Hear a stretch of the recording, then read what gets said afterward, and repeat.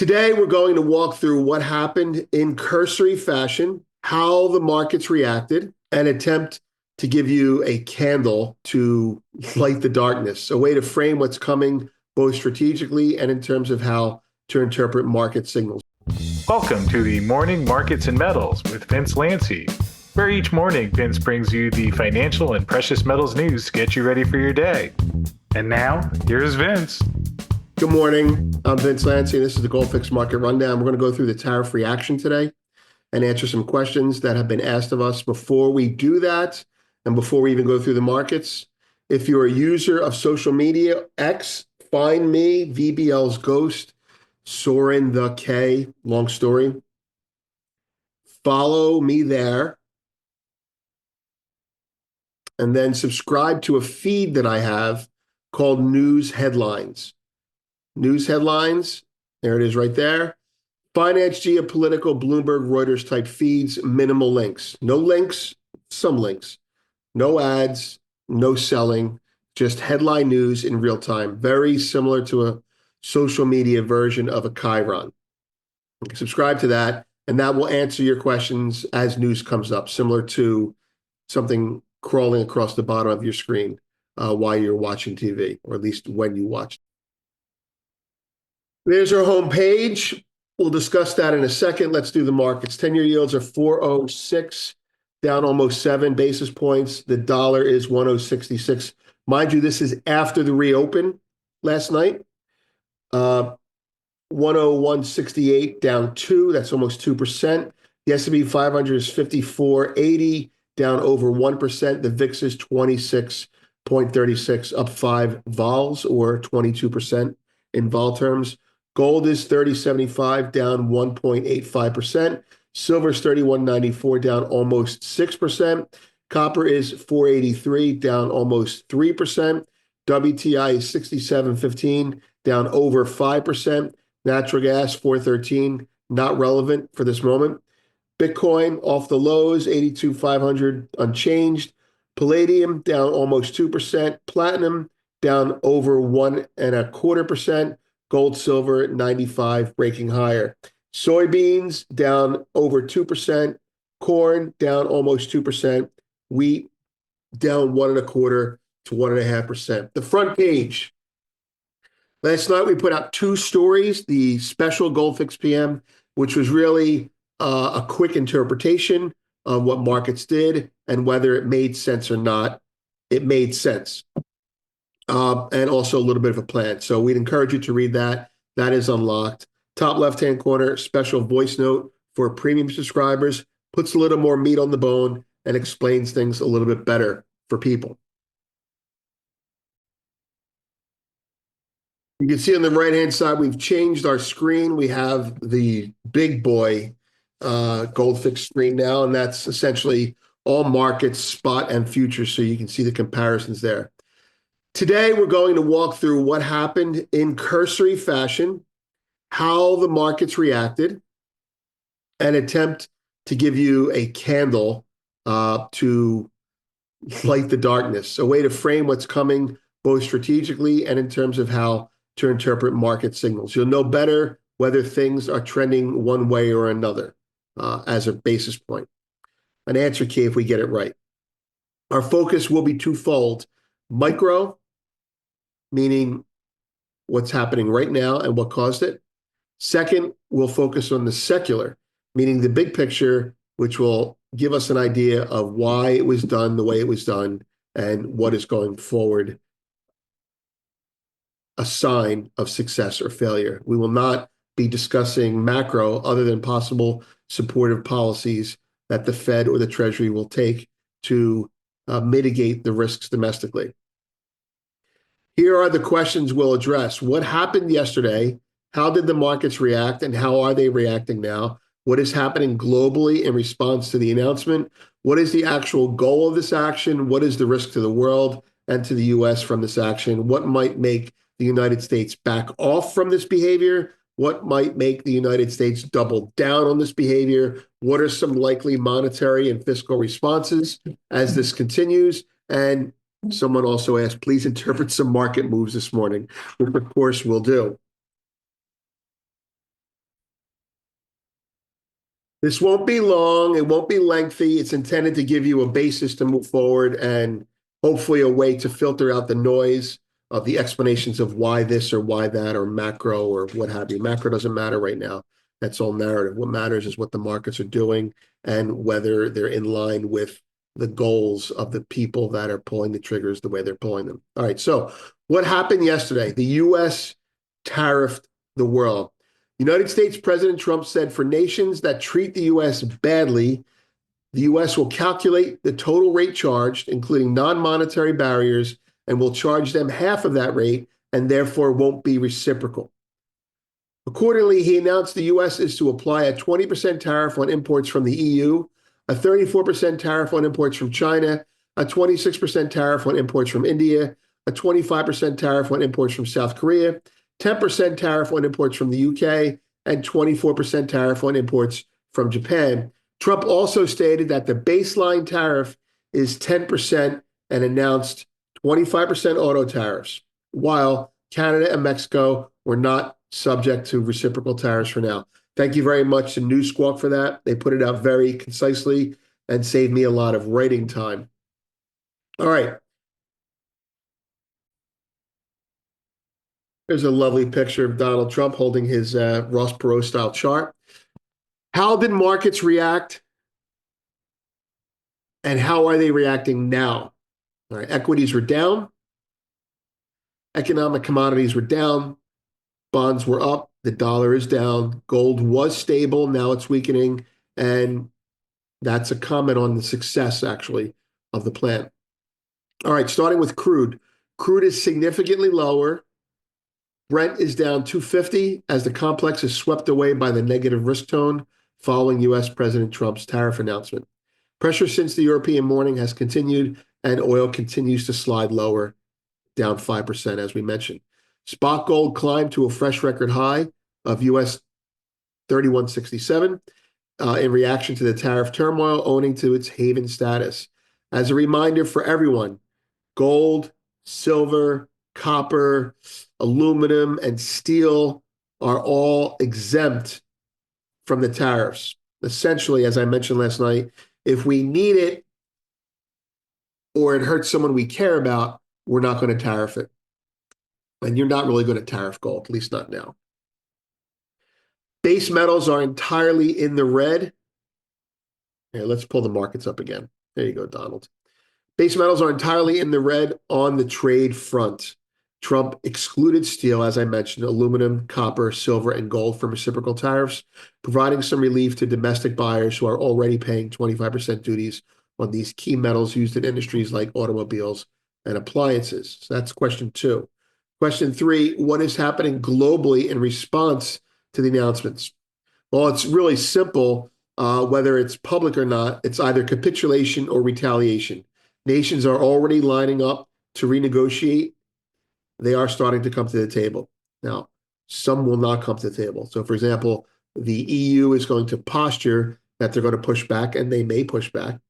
Smaller nations, emerging markets like Vietnam, like Indonesia, like Thailand, will start to come to the table and remove their tariffs. So it's a race. Either you retaliate or you capitulate. What is the actual goal of this action?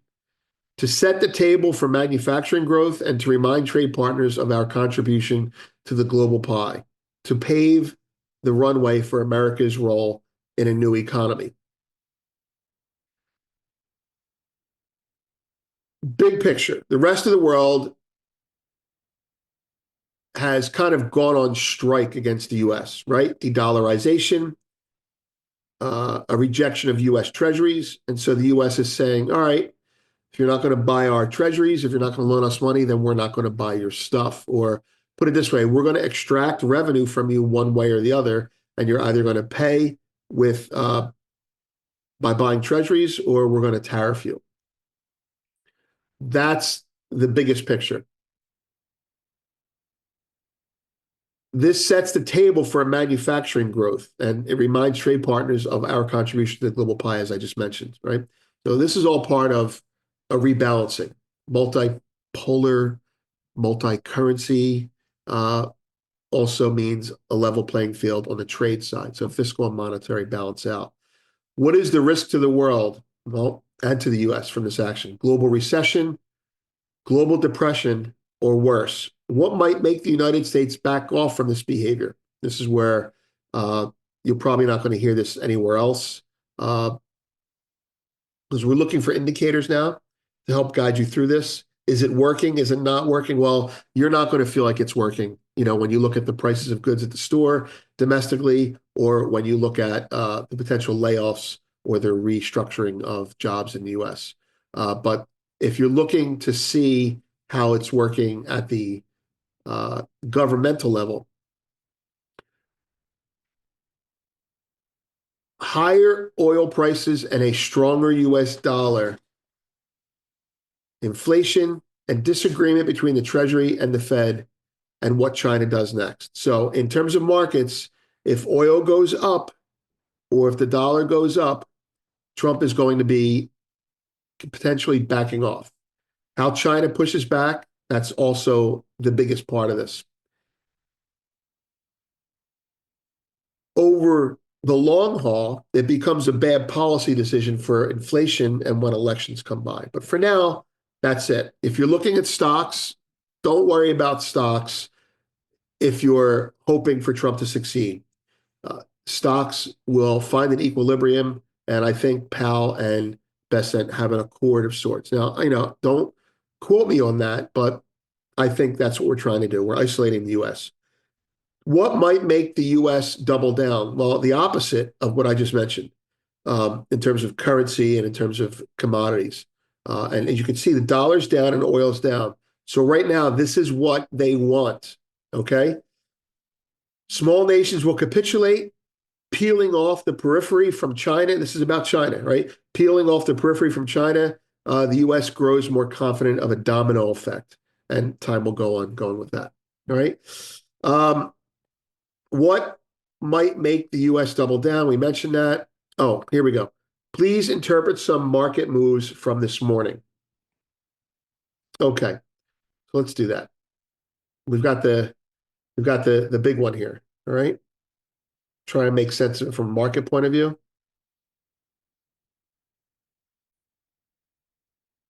A little bit of tape watching. U.S. S&P 500. The middle is the bond market, top middle. Top right is the dollar. Lower left is crude. Lower middle is copper. Lower right is gold. Okay. At 4 p.m. when the announcement happened, stocks dropped. Bond yields dropped as people bought bonds. The dollar weakened. Crude oil, confirming the stock market drop, cratered. Copper cratered. Gold spiked, and now it's cratering. Now, if you're looking for an interpretation of gold, here, we'll put that there for you. A little bit less busy.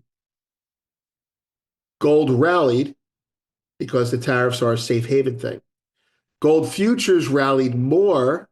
Everyone was euphoric about that because everyone thought gold was being tariffed. Gold was not being tariffed, and so gold futures tumbled on the reopen, and now spot is also coming off. So the whole complex for precious metals is dropping. Keep in mind, if it's economic, it's going to go down, okay? If it's not economic, it's going to go down less, okay? So to the extent that gold anticipated this, it's buy the rumor, sell the news. Now, that's a macro statement. I don't mean to do that to you. If gold continues dropping, then that's a sign that countries are coming to the table and negotiating with the U.S. If gold turns around and rallies again, well, that's a sign that things are getting worse. Now, there are a lot of other shoes that have to drop here. Switching to silver on the daily chart, you may be asking yourself, well, why is silver down more than copper? Because this is just a snapshot, okay? Silver has enjoyed precious buying, all right? Silver has enjoyed purchasing because of an expectation of tariffs, on the actual metal, but there are no tariffs on the metal, so that allows the world economy slowing down to really affect silver. Okay, so silver is dropping because gold is dropping, and silver is dropping before copper is dropping. So it's actually the worst of both worlds right now. Now, going forward, these metals will go higher, but I'm not here to, blow smoke up your ass. The bottom line is that with tariffs on silver and copper, the price goes up or stabilizes. To the extent that companies bought or front loaded their risk, well, they don't have to buy now. And anyone who speculated that there would be tariffs on US futures is now puking. And that's why you're seeing silver futures and silver spot are converging again. So in a sense, the LBMA would be getting bailed out right now. Okay, so futures are normalizing against spot. And that's pretty much it. Some odds and ends. Here are the tariff rates for our major trade partners. Cambodia, 49%, Vietnam, 46%, Sri Lanka, 44%, China, 34%, but I think that's with an additional 20%, so it's 54%, I believe. At least that's what someone reported. Pakistan, 30%, India, 26%, Japan, 24%, Israel, 17%, and Canada, 25%. Okay, that's the tariff rates for the major trade partners. And there's President Trump again. And here's a tariff grid. You can look at those yourself. We'll include those in the post. Just going out, we would encourage you to read the special Gold Fix PM to give you some perspective. What we said last night remains true today. I'm Vince. Have a great day. Well, thank you to Vince for this morning's report. Sure hope you enjoyed that one at home, and I will just say I sure enjoy watching Vince myself, and darn grateful that it's worked out with this setup that we have here, and glad to have all of you joining us every day, and hopefully it's been helpful along your journey as we watch the metals continue to rally, and certainly started last year and continuing on. And before we wrap up, I would just like to thank Fortuna Mining, who was our proud sponsor of today's show. And Fortuna actually just updated their mineral reserves and mineral resources estimate, which included inferred mineral resources of 2.2 million gold equivalent ounces, measured and indicated resources exclusive of reserves of 1.5 million gold equivalent ounces, which were increases of 29 and 36%, which were the result of infill drilling and the discovery of a new inferred resource that represents 741,000 gold equivalent ounces. Proven and probable came in at 2.7 million gold equivalent ounces, which was down 11% on the year, although the driver for that was the production that they had in 2024, which was record production for them, and also that depletion offset by the upgrading of resources to reserves, representing 204,000 gold equivalent ounces. Although fortunately, in terms of finding some more gold out there, Fortuna had some more news as they have intersected 7.2 grams per ton gold over 31.5 meters at their Kingfisher prospect in the Seguela mine. And they also mentioned that at the Sunbird deposit, which is really one of the most promising ones they have there, and they are getting closer towards mining. And there, the deep exploration drilling tested the southern extent and has returned to excellent results, including 4.3 grams per ton gold over a true width of 23.1 meters. So I will leave the link to both of these in the description field below. And for a little more color on the update to the mineral reserves and mineral resources estimate, well, that one is coming your way now. Please note that this video is not intended as legal licensed financial trading advice and is to be used for informational purposes only. Please contact your financial advisor before making any decisions, and thanks for watching.